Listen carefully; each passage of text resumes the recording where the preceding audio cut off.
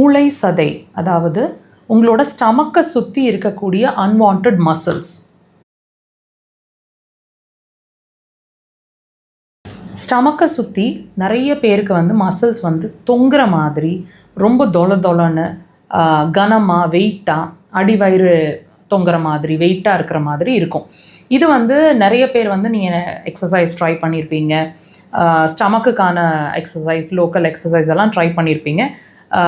எதுவுமே work out ஆக மாட்டேங்குது. எந்த எக்ஸசைஸ் பண்ணாலும், என்ன ட்ரை பண்ணாலும் அங்கே இருக்கிற லோக்கல் மசில்ஸ், அதாவது வயிறு நார்மல் ஆக மாட்டேங்குது, சதை தொங்குற மாதிரியே இருக்குது, வெயிட்டாக இருக்குது அப்படின்னா இது ஏதாவது வியாதியோட அறிகுறியாக இருக்குமா? இதுக்கு என்ன சொல்யூஷன்?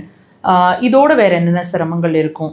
இதுக்கு என்ன பண்ணுனா இதுக்கான சொல்யூஷன் கிடைக்குங்கிறத இந்த முழுசாக பார்த்து தெரிஞ்சுக்கலாம். முழுசாக வாட்ச் பண்ணுங்கள்.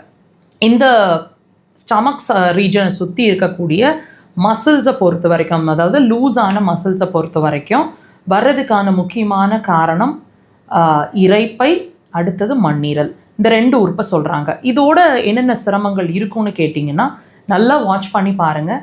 நைட்டில் நீங்கள் தூக்கம் டிஸ்டர்ப் ஆகிட்டே இருப்பீங்க. ஆனால் பகல், அதாவது நீங்கள் பிரேக்ஃபாஸ்ட் சாப்பிட்டதுக்கப்புறம் வரக்கூடிய ஒரு டயர்ட்னஸும் ஒரு ட்ரௌசினஸும் ஒரு தூக்கமும் எனார்மஸாக இருக்கும். அவ்வளோ நல்லா தூக்கம் வரும் மார்னிங் ஹவர்ஸ். உங்களோட பிரேக்ஃபாஸ்ட்டுக்கு அப்புறம் எக்ஸ்ட்ரீமாக டயர்டாக இருப்பீங்க. மசில்ஸ் எல்லாம் அங்கங்கே வலிச்சுட்டே இருக்கிற மாதிரி இருக்கும். உதடு வறட்சி, தண்ணி தாகமாக இருக்கும். பாதங்கள் சம்மந்தமான பிரச்சனை, பாதங்கள் எரிச்சல், வலி.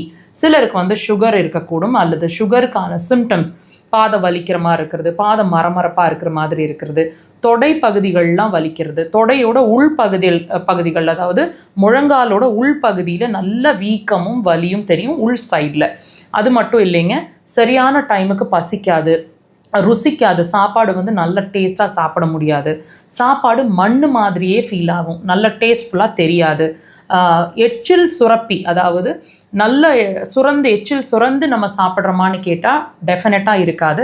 மவுத் எப்பவுமே ட்ரையாக இருக்கிற மாதிரி இருக்கும். உதடு வறட்சி, நாவு வறட்சி, தொண்டை ட்ரை ஆகிக்கிற மாதிரி இருக்கிறது. என்னதான் தண்ணி குடித்தாலும் மறுபடியும் தாகம் எடுத்துகிட்டே இருக்கிற மாதிரி இருக்கிறது.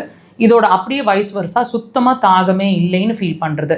இந்த மாதிரி விஷயங்கள்லாம் இருக்குங்க. எப்பவுமே ப்ரெஷர் ஃப்ளக்சுவேஷனில் இருந்துட்டு இருக்கிற மாதிரி, ப்ரெஷர் லோவாக இருக்கிற மாதிரியோ ஹையாக இருக்கிற மாதிரியோ ஃபீல் ஆகும்.